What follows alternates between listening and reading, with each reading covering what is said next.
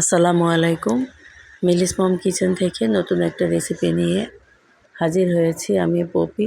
তো এখানে চিংড়ি মাছের বড়া করেছি। তো এখানে কিছু চিংড়ি মাথাসহ চিংড়ি মাছ নিয়েছি। তারপরে নিয়েছি পেঁয়াজ, তারপরে আদা রসুন, তারপরে নিয়েছি কয়েকটা কাঁচামরিচ। তো সব উপকরণ একসাথে এই যে ব্লেন্ডার জগে নিয়েছি।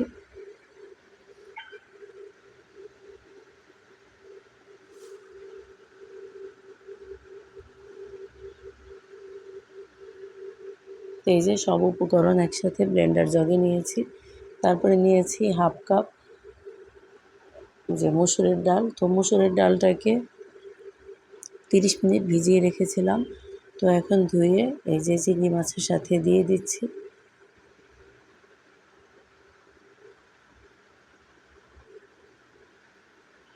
এই যে এখন ব্লেন্ড করে নিব। তো এই যে ব্লেন্ড করে নিয়েছি।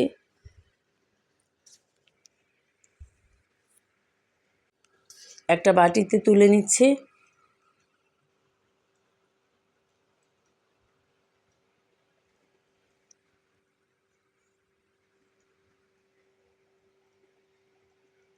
আশা করছি আজকের এই রেসিপিটা ভালো লাগবে। যদি ভালো লাগে তাহলে প্লিজ আমার চ্যানেলটা সাবস্ক্রাইব করে আমার চ্যানেলের সাথেই থাকবেন। চিংড়ি মাছের এই পেস্টের সাথে দিয়েছি লবণ, তারপরে দিয়েছি 1/4 চা চামচ হলুদ গুঁড়া, আধা চা চামচ মরিচের গুঁড়া, আধা চা চামচ ধনে গুঁড়া, আধা চা চামচ জিরা গুঁড়া, তারপরে দিয়েছি ধনেপাতা কুচি। দিয়ে এই যে সব উপকরণ একসাথে মিশিয়ে নিচ্ছি।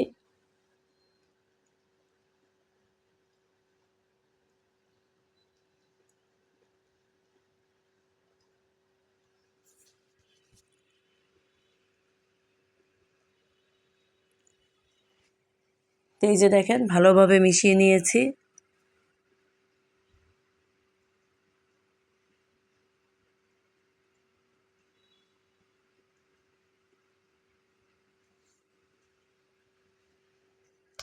তারপরে এ পর্যায়ে চুলার কাছে চলে এসেছি। এখানে কড়াই গরম করে কড়াইতে তেল দিয়েছি।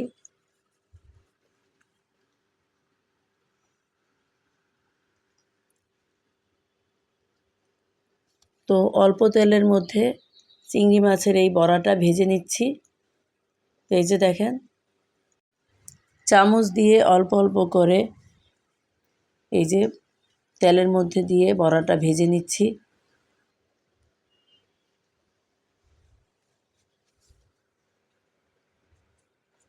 তো অল্প আঁচে চিংড়ি মাছের এই বড়াটা ভেজে নিয়েছি।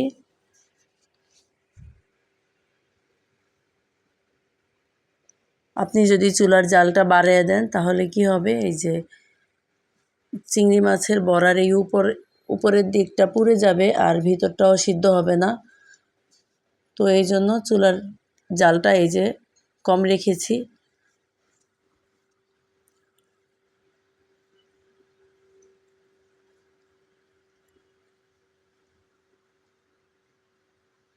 তো অল্প আঁচে রান্না করলে এই যে বড়াটা খুব সুন্দর হয় আর খুব ভালো হয়।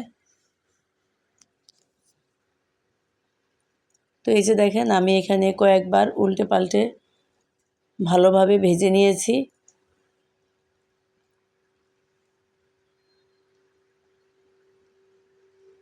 তো এই যে বড়াটা ভাজা হয়েছে, এখন তুলে নিচ্ছি একটা বাটিতে।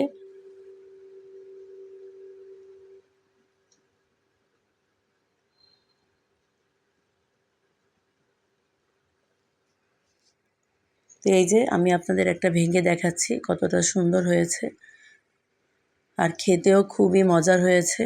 তো আজকে এ পর্যন্তই। পরবর্তী ভিডিও দেখার আমন্ত্রণ জানিয়ে এখানেই শেষ করছি। আল্লাহ হাফেজ।